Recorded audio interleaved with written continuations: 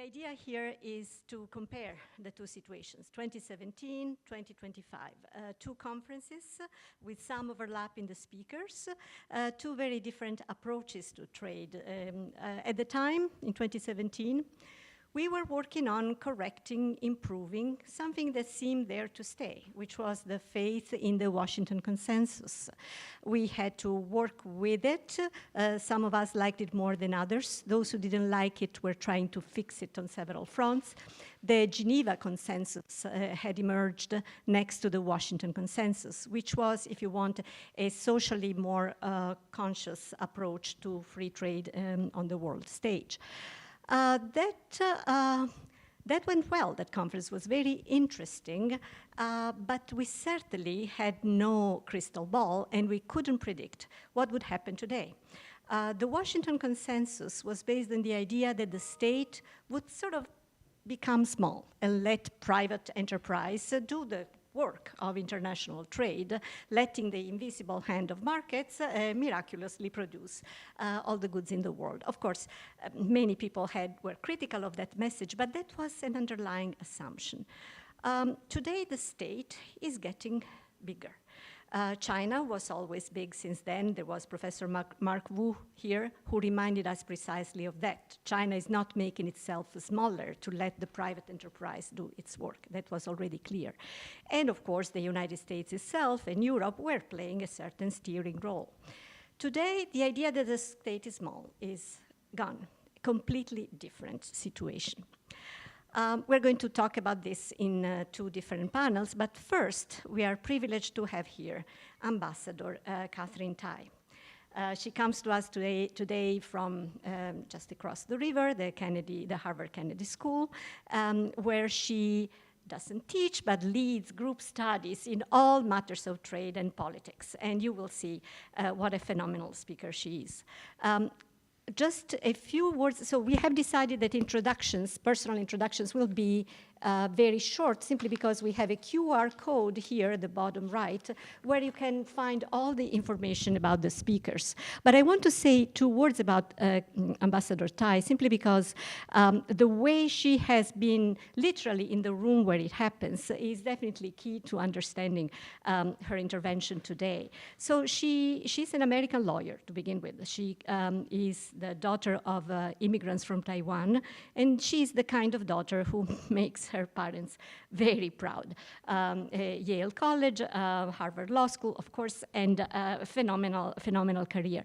The career is mostly public service. So sometimes in the executive branch, some other times in the legislative branch, and that makes it particularly interesting. During the Obama years, she is in the executive branch. She is counsel at the Office of the U.S. Trade Representative, where she develops a phenomenal legal career in trying cases for the United States Trade Representative. And eventually, she becomes that agency's chief counsel for China trade enforcement. Then she moves to the legislative branch. She spends a few years overlapping with the Trump 1 era as chief trade counsel at the Ways and Means Committee of the U.S. House of Representatives. There she played a pivotal role in the renegotiation and ratification of the United States-Mexico-Canada agreement, which replaced NAFTA. And then the Biden administration starts, and through hearings at the Senate and unanimous voting, Catherine Tai is appointed the U.S. Trade Representative, which she was for 4 consecutive years until the beginning of 2025. So just keep this in mind. She has played a pivotal role in a lot of the subjects she's going to talk about. So she's not just talking about it, she's talking about what happened for real. Thank you. Thank you so much to the BU Party School, VESCO, for inviting me to this wonderful event. I feel very, very warmly welcomed here. This is an extremely important time and an important topic for the times. And I also wanted to point out, Daniela, in your recounting of my background, you know that I was a Yale undergraduate. Well, the smartest person in my entire class is a professor at BU, Professor Margaret Litvin, who is here in the audience today too. So I'm really, really delighted to be here. I'm also glad for that introduction because you've given me a little bit of a framework to reference where I wanted to start the conversation, which is now several years ago. I want to say it was in either 2017 or 2018 when I was still a lowly congressional staffer, nameless, faceless, and Kelly Fay Rodriguez worked with me on Ways and Means, so she knows what I'm talking about. In 2017, 2018, we hosted a delegation of members of the European Parliament. And they were working on trade issues, and I can honestly tell you I can't remember who said this, and so they can keep their anonymity. But in a meeting with myself and my fellow staffers, this visiting MEP said in our meeting, with this air of conveying something to us that was very well accepted conventional wisdom, this person said, well, you know, we are here to talk about trade, but everybody knows that trade is not an election issue. Trade doesn't move politics, right? It's like foreign policy, it's an extra. People vote on the basis of other things, and then, you know, they think about trade later. What was remarkable then was it was already 2017 or 2018. And so we had already elected Donald Trump for the first time here in the United States, a candidate and then also a president who puts trade very much front and center. And we had also all just lived through the other big vote in 2016, which was the Brexit referendum. So even then, for those of us Americans in the room who are living and breathing politics and trade every day, it seemed like that piece of conventional wisdom was very much worth challenging even then. And of course, today, if we fast forward now, the 7 or 8 years, it's the fall of 2025, with the election of Donald Trump and the second coming of the Trump administration, perhaps the most positive thing that I can find in all of the change that's going on right now, in all of the tumult and the anxiety and sense of insecurity, is that anyone who previously thought that trade was not a determinative political issue, and anyone who thought that the principles and prejudices in our trading system are not going through a period of change, has finally woken up.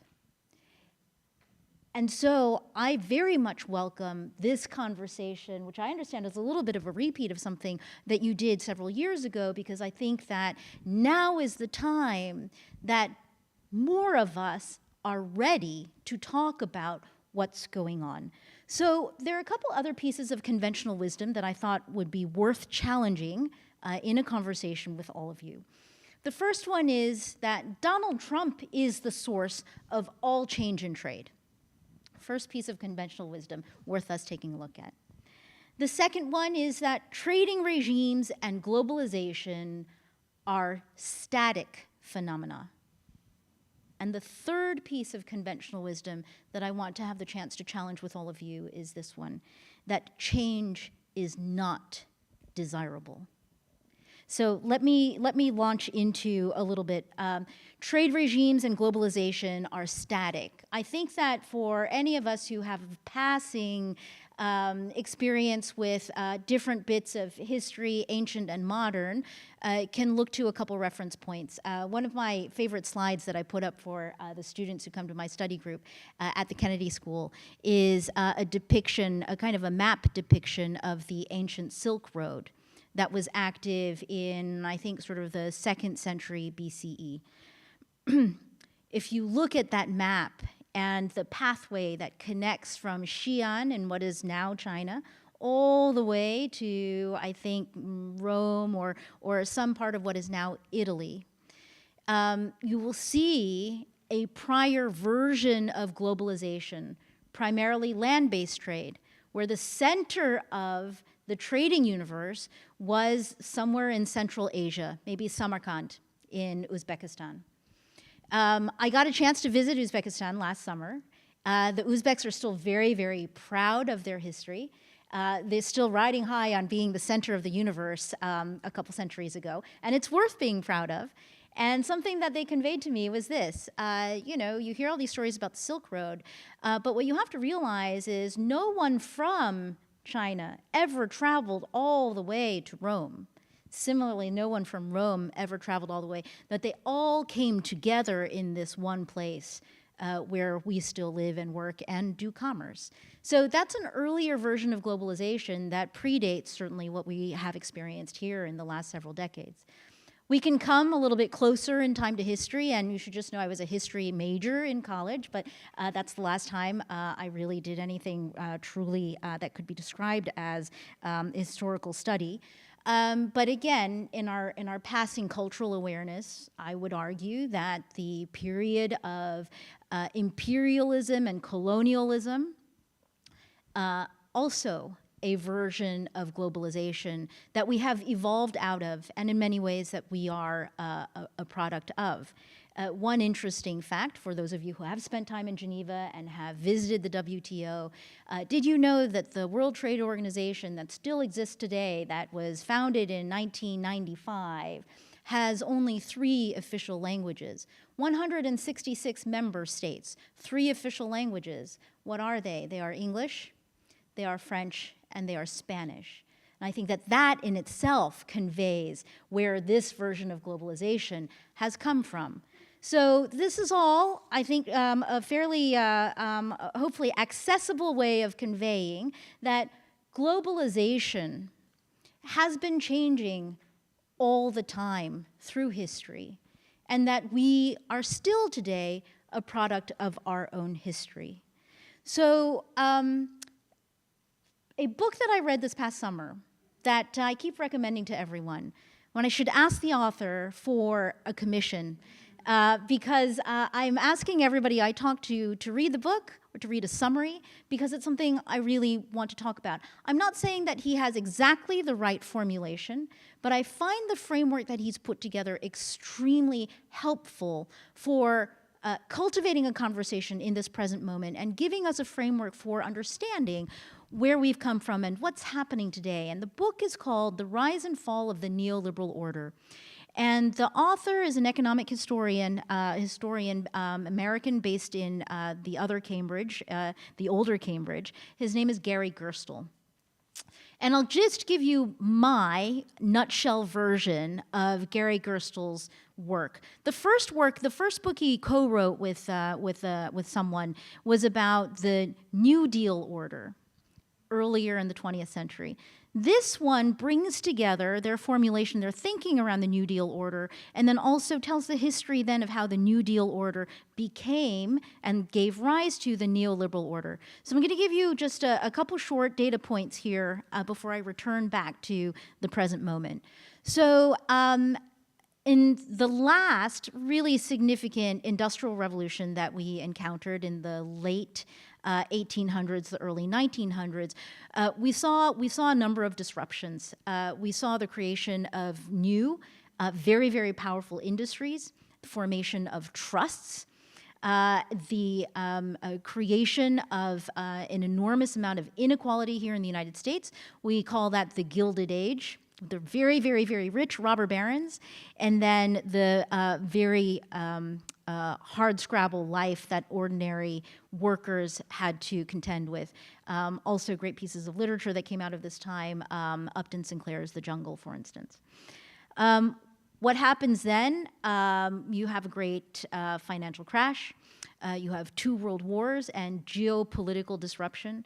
And then what you have coming out of that in the 1930s and the 1940s is what Gary Gerstle calls the New Deal order, right? So this is heavily associated with FDR, the Great Society. The ethos is that America is in a lot of need, and there's a lot of disorder in the entire world. And the answer will be facilitated by government. That government will be a muscular and robust part of the solution. Americans need jobs. The Works Progress Administration, the government creates jobs. America needs electricity, the Tennessee Valley Authority. And I would argue, and this is me layering on top of Gary Gerstle, I think that there is an international element to the New Deal order. And I would say Bretton Woods, which comes out in 1944, right, is part of this government and institutions being a part of the solution.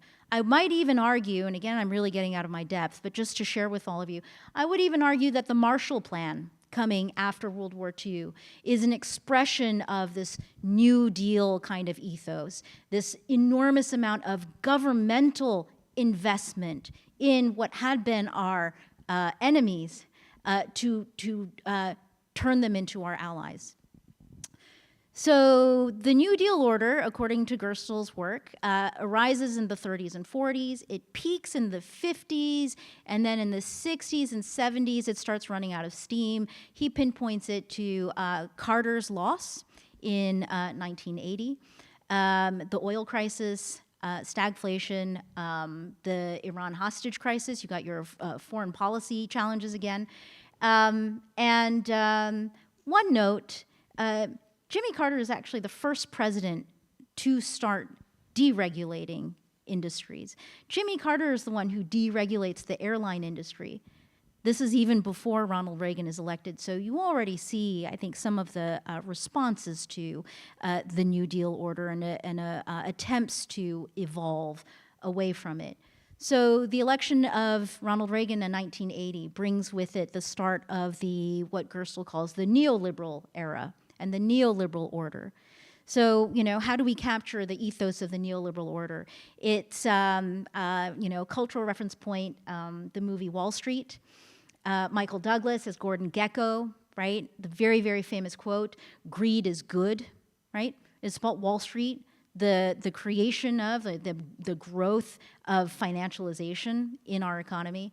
It's about Reaganomics. It's the Chicago School. It's trickle-down economics. It's a theory of small government, cut taxes, deregulate, let capital will know the right answer, let capital do as it will, have government get out of the way. And so you have an enormous amount of wealth created in the 1990s, in the 2000s, and according to Gerstle, the neoliberal order really runs out of steam, maybe starts losing its legitimacy, he says, in the 2010s. So what's the main event that he pegs the dying out of the neoliberal order to? And it's the great financial crisis of 2008, 9, and 10. Right, where our institutions fail us, but we bail them out. All the banks are saved except for Lehman Brothers. The insurance company is saved. The auto industry is saved. What about all of the individual homeowners with the bad mortgages? They lose their homes. They are not saved, right? So we bail out those who are too big to fail, and we let those who are small fail. And, the narrative then is that the Occupy Wall Street movement crops up in, I think it's 2010, 2011, right? Then, through this lens, it's not an accident that in the 2015 and 2016 political cycles, who are the two breakout stars in the two different parties? Donald Trump on the right, Bernie Sanders on the left. Donald Trump wins the 2016 election.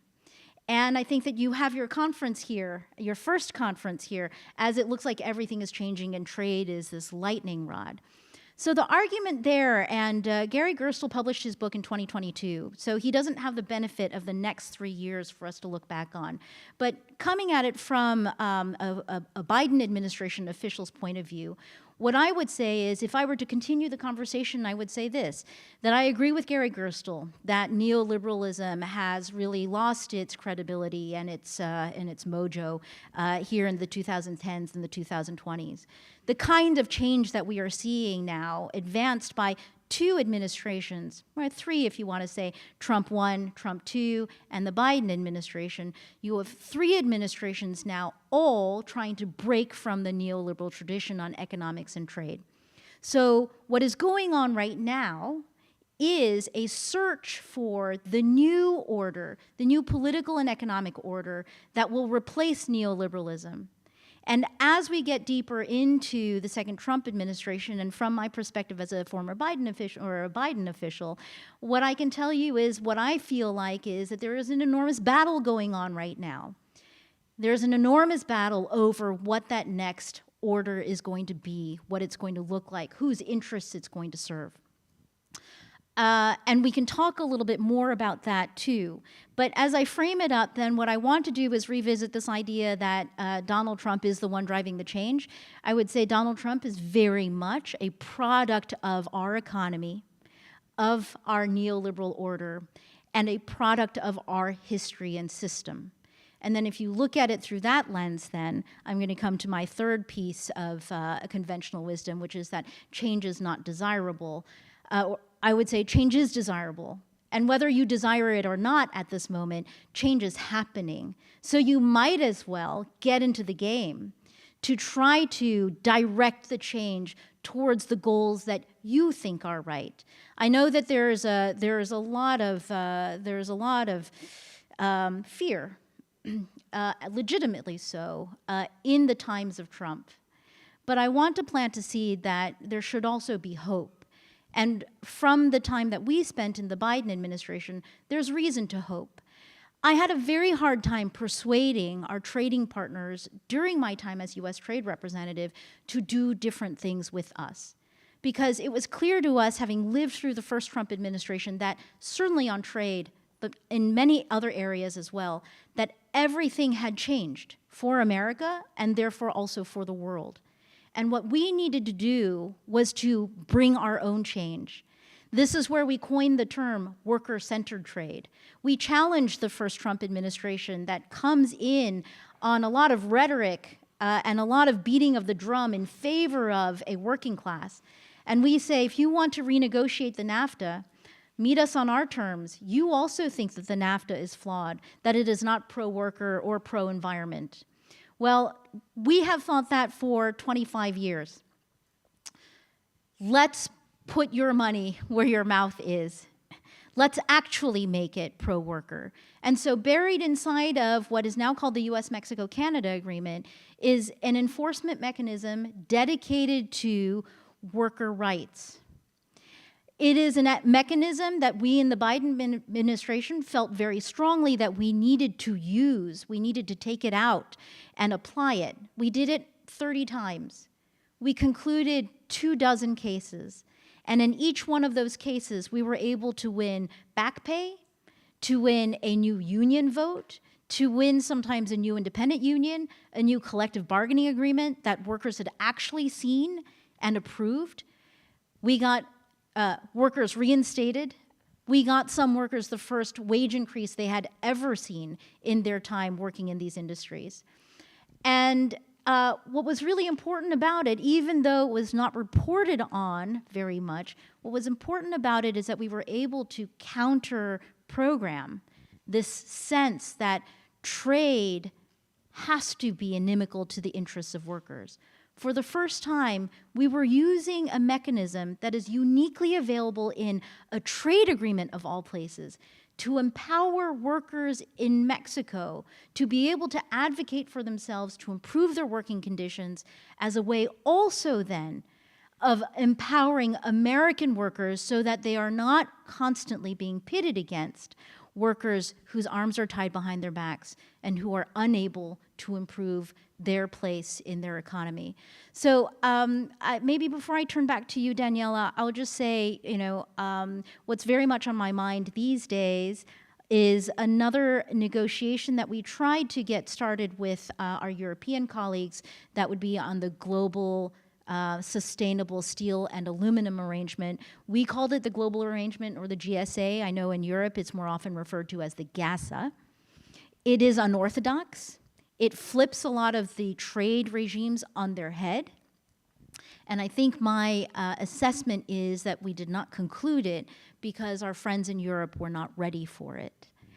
I am hopeful, however, that one day in the not too distant future, that there will be an American administration that is able to sit down with a Brussels administration to get back to those negotiations that marry up in enforcement and incentives around fair market-based production and trade with clean trade and production incentives.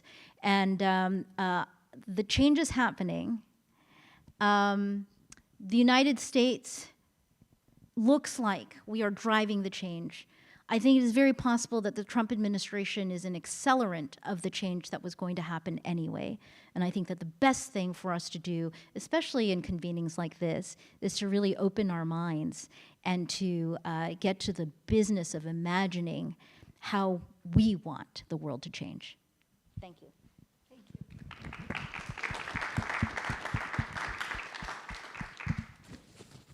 I told you this would be definitely worth listening to. Thank you so much. You're very humble, so you ended your speech with a negotiation that didn't happen. But I want to ask you about a negotiation that did happen, and it's about the TRIPS waiver.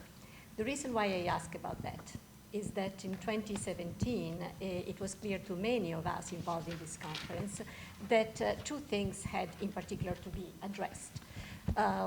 And as you say, the time was ripe for asking those questions, both on the left and on the right of the political spectrum. One was labor, like what happens to workers, and that definitely was part of our conversation.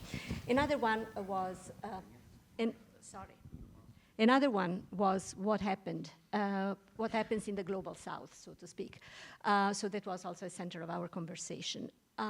In 2020, you're still in the Biden administration, you're serving as ambassador, and the COVID-19 epidemic spreads throughout the world. The pharmacies of the global south, India in particular, want to work on vaccines, and intellectual property regimes stand in the way. And the intellectual property regimes follow the frame of the TRIPS agreement under the WTO umbrella. What did you do with that? Great, thank you, Daniela. You know, sometimes I don't talk about this because I have to choose my audiences carefully. It didn't make me very popular with certain parts of the world. And they weren't shy about letting me know. So in the fall of 2020, we don't have a vaccine yet. I'm actually still on the Hill because it's still the Trump administration. I've not come in yet. And in Geneva, that's right, India, South Africa, leading a group of about 90 developing countries at the WTO, make a proposal. And it is basically to waive or cancel out all of these intellectual property rights in anticipation of a COVID vaccine and a set of COVID pharmaceutical products that can help to save the world and to save the world economy. And when it was introduced, these would be, you know, the late days of the Trump administration. The Trump administration, I think it's fair to say, didn't give it a lot of attention. And I think that it's also fair to say that in line with the kind of bipartisan consensus on trade in the previous many administrations, the Trump administration sort of sat on the sidelines as the United States at the WTO, crossed our arms and said, well, you know, we're the smartest kid in the room, or one of the smartest kids in the room. The waiver, as it's been proposed, has all of these technical issues. It's very unclear here. It's, problematically structured here, and we just don't really understand what you're trying to get at. So the United States doesn't really engage, and also, right, sort of there's kind of the waning days of political leadership in that administration. When we come in, it's one of the first questions that's presented to us, which is there is this blazing hot question in Geneva. I think at that point, the vaccines have made their debut. How are you going to treat the intellectual property behind these vaccines when the entire world needs them, and in particular where the developing world needs them and is going to have challenges accessing them, either because they don't have supply chains. All of Africa did not have a vaccine supply chain to service the African continent, or because the vaccines are going to be so expensive that developing countries with smaller treasuries and less wealth are going to have trouble accessing them, right? So it really is not an understatement to say that President Biden makes one of the boldest moves in trade policy of anyone, and I'm going to include Trump in both of his administrations. What the president directs me to do on May 5th of 2021 is to embrace the waiver and embrace the waiver proponents at the WTO, which means that the United States not only gets up off of the sidelines in Geneva, but the United States throws in its political weight and heft in Geneva behind the developing countries who are agitating for access to COVID vaccines. And there's someone who was not really a big fan of mine who writes for the Financial Times, Alan Beatty. I think he tweeted out at the time, Catherine Tai, with the TRIPS waiver decision, Catherine Tai says to Robert Lighthizer, who is my Trump 1 predecessor, hold my beer, Bob. It was tremendously controversial. Our pharmaceutical companies and the vaccine producers in particular were very angry. That was the one decision that caused my phone to flood with unsolicited telephone trolling calls. And I think that they were all people from the kind of biopharmaceutical field who were not shy about telling me how stupid I was and what I had just done to the markets. But as a basic matter, it was very clear to us that the right moral answer, but the right economic answer was to lean into those WTO rules, to relax and to provide a pathway for us to save lives as a first matter, and then to save the global economy, which was going through massive constriction because of COVID.